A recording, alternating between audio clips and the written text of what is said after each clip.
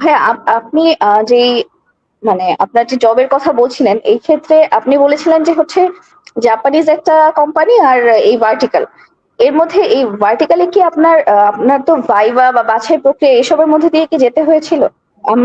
আমরা কি সেই সম্বন্ধে যদি একটু জানতে পারতাম যে ভাইভাতে কি হয়েছিল বা কি? তো ভাইবার ক্ষেত্রে আমার ফার্স্টে রিক্রুটমেন্ট প্রসেসটা শুরু করি। তো ফার্স্ট যেটা হয় যে আমি তো লিঙ্কডইনে অ্যাপ্লাই করা শুরু করি বিভিন্ন জায়গাতে। তো ওই সিইও কে যখন আমি রিচ করি, সরি সিটিও কে যখন রিচ করি, সে আমাকে আপওয়ার্কের লিঙ্কটা দিছিল যে এই যে আমরা তো রিমোট ট্যালেন্ট খুঁজতেছি, তুমি এই লিঙ্কের মাধ্যমে অ্যাপ্লাই করো, আর তোমার প্রোফাইলে ভেরিফাই করা নাই সেটা ভেরিফাই করো। তো আমি ভেরিফিকেশন করার পর তারপর অ্যাপ্লাই করি। তারপর সিটিওর সাথে আর কি আমার থাকে, ইন্টারভিউ থাকে, তার আগের দিন থাকে জাপানিজ কোম্পানি যেটা থাকে, ওটা আমি আবার ডিরেক্ট আপওয়ার্কে আমি যখন প্রোফাইল ক্রিয়েট করছি ওইখানেই দেখি যে সামনেই আসছে। তো আমি ওখানে কিভাবে অ্যাপ্লাই করতে জাস্ট বোঝার জন্য জাপানিজ কোম্পানিতে অ্যাপ্লাই করি, এবং ওইটার যে তখনকার যে সিইও, ওই লোক আমাকে পিং দেয় যে জুবাইর আপনি কখন ফ্রি আছেন, এই ক্যালেন্ডলি নামের একটা সফটওয়্যার আছে, এখানে বলে যে সেইভাবে আপনি একটা কল স্কেজুল করেন, আমরা কানেক্ট হই। তো আমি যখন পাইছি তখনই স্কেজুল করে ফেলি পরের দিনের জন্য, যাতে আমার একটা অ্যাটলিস্ট ইন্টারভিউর এক্সপিরিয়েন্স থাকে যে আসলে কেমন আর কি বিষয়টা হয়, যে ইন্টারভিউতে কি জিজ্ঞেস করে। তো জাপানিজ ওরা হচ্ছে আমার কোনো টেস্ট নেয় নাই, ওরা ডিরেক্টলি আমাকে জিজ্ঞেস করে যে আপনি কি নিয়ে কাজ করছেন। যখন আমার প্রজেক্টের সম্পর্কে জানে, আর আমি সিভি অলরেডি তাদের দিছিলাম, তারা মোটামুটি মাইন্ডসেট ক্রিয়েট করে আসছিল যে আমার সাথে কোলাবোরেটিভলি কাজ করবে। মানে কন্ট্রাক্টর তো, এদের তো এরকম অত ভ্যালিডেশনের দরকার নাই যে আসলে কাজ পারে কি না পারে, যদি কাজ না পারে বের করে দেবো। তো জাপানিজ কোম্পানি তারা একটা মোটামুটি অফার করে ওই কল শেষ করার পরে। আর পরের দিন ছিল আসলে সিটিওর সাথে ভাইবা।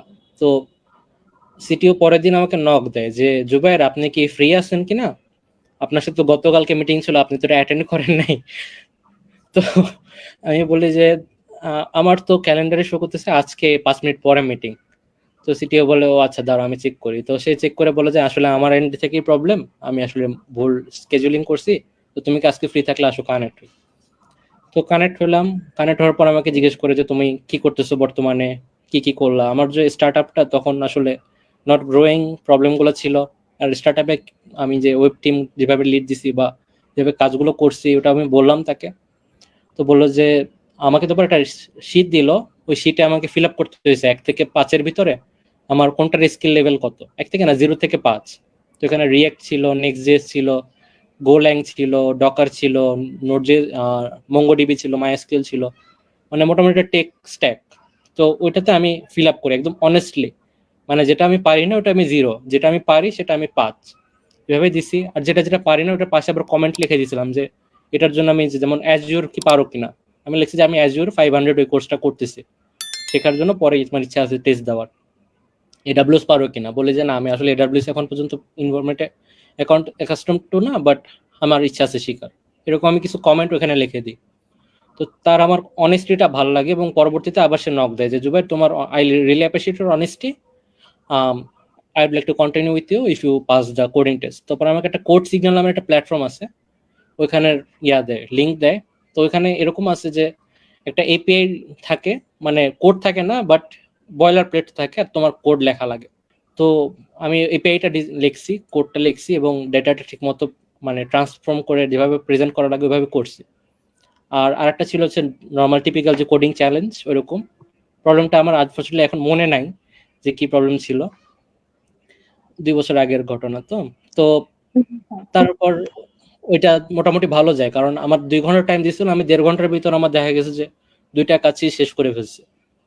আর তখন অ্যাকচুয়ালি আমি নোট জেস বা এগুলো এতটা পিকে ছিলাম যে মানে তখন এগুলো আমি জাস্ট শিখছি এবং অ্যাপ্লাই করতেছি, প্রতিদিন দেখা যায় যে নতুন নতুন প্রজেক্ট করতেছি, বিভিন্ন জায়গায় অ্যাপ্লাই করতেছি, এই কারণে আমার অনেক বেশি এফিসিয়েন্সি ছিল।